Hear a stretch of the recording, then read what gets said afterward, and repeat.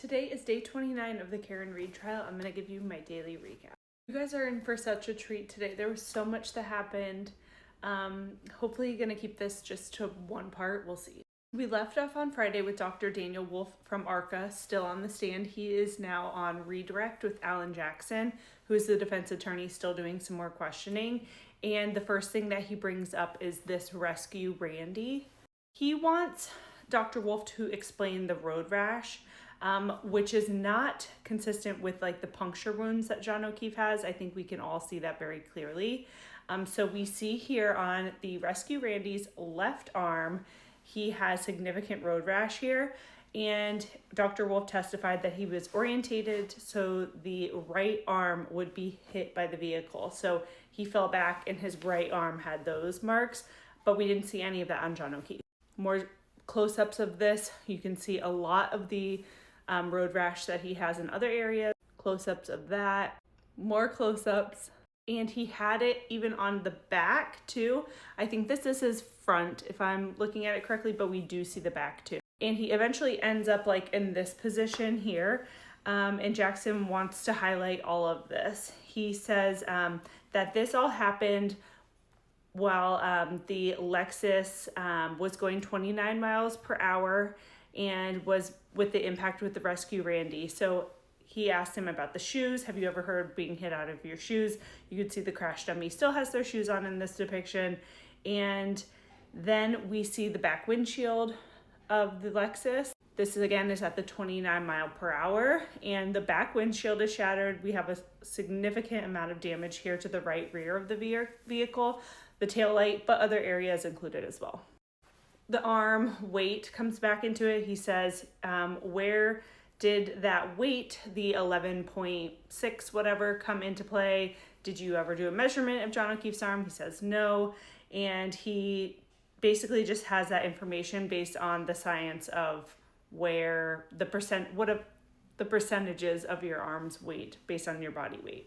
There was a lot of questioning by Brennan here. Again, a few more questions. And this was all on the weight of the arm. He really would not give that up. He starts referencing a report that was authored by Dr. Wolfe, Dr. Rentschler, and Scott Klein, who was another person that worked with them, but he's not testifying because it was very redundant. So the opinions are from all three, but in their report, they don't differentiate who wrote the opinion. So there's so many questions. And Dr. Wolfe is saying, look, Dr. Rentschler is going to testify. He is the one who is going to testify about the injuries to the crash dummy. You'll get to all of that with him, and Brennan is not having it. He wants to hear it from Wolfe. Brennan wants to know if they accounted for the wear and tear in John O'Keefe's sweatshirt, the sweatshirt he was wearing that night. Did you account for how many times it maybe was washed? These sweatshirts you're using on the crash dummy are brand new. Did you account for this? And he says, no. There's a fire truck driving by, but at one point, Hank Brennan holds up the plexiglass here, very difficult to see from this angle, of John O'Keefe's sweatshirt. They had it in the courtroom here, sitting behind Dr. Wolfe. So I feel like he knew he was going to ask about this, but he says, hey, did you ever reference the pictures of John O'Keefe's sweatshirt and notice the holes in the back of John O'Keefe's sweatshirt? And Dr. Wolfe is like, huh? No, I've never seen the holes in the back. And it's a little bit of an awkward moment, but he shows the jury in the plexiglass in the back, like, these are the holes that were in the back of John O'Keefe's sweatshirt. Dr. Wolfe ends up being done, finally, poor guy. You could see that this was sitting behind him for all of the morning. So Hank Brennan knew he was going to question him about the back of this. So Dr. Wolfe leaves, we have the jury go out. Alessi begins to argue for a mistrial due to prejudice because Hank Brennan held up that sweatshirt and alluded to the fact that those holes were from the injuries that John O'Keefe sustained, but those were actually from his own scientists at the Mass State Police who made those cuts for evidence collection. Alessi puts two things into evidence. There are notes from Maureen Hartnett and photos, and there are no holes in the back of John O'Keefe's sweatshirt before Maureen Hartnett received it. I'm not going to waste a ton of time on this because Brennan also argues it. He says, look, this is a total mistake. I am sorry. This was just a mistake on my part, and hopefully that the court can remedy this with just a stipulation, blah, blah, blah. And that's it. Of course, she denies it. I'm not going to waste any more time on it, but she says that she will make the announcement with a stipulation to the jury to disregard those questions from Hank Brennan. So we have the jury come back in, Mr. Alessi ready and waiting. She says, look, regarding this testimony, Mr. Alessi is going to come here and he's going to hold up the sweatshirt. Please disregard that testimony and disregard those questions. She had kind of said it a different way that she was going to say it to the jury based on, and then she said something a little bit different. So I'm wondering if the defense will bring that up, being like, you didn't remedy this enough.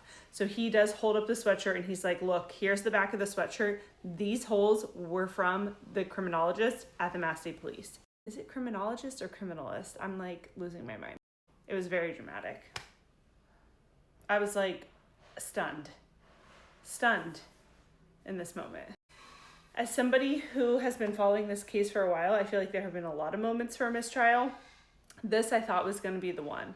How do you now take that out of the jury's mind?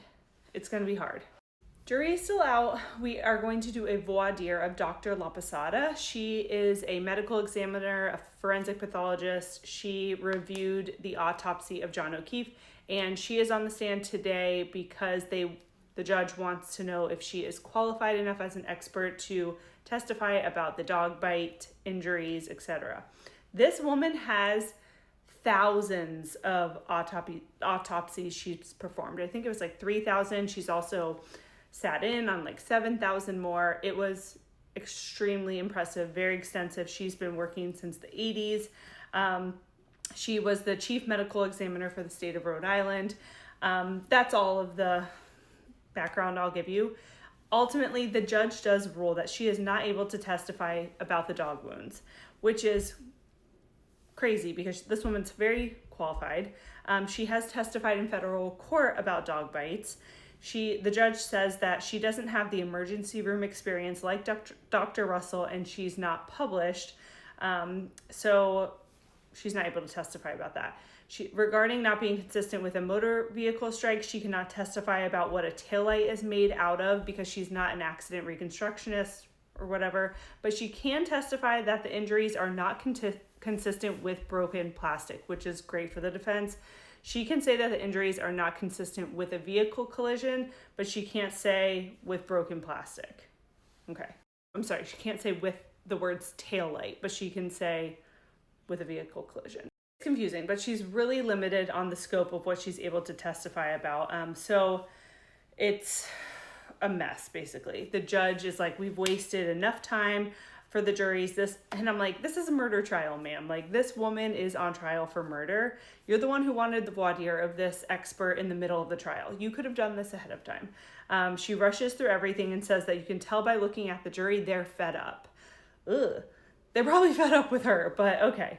So she cuts Jackson off. He was saying that the discovery from the defense was turned over on March 6th regarding this expert.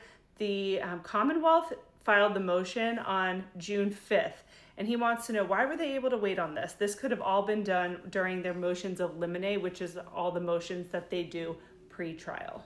It's a mess, and I'm already at 9 minutes, so I'm going to have you guys go to part 2.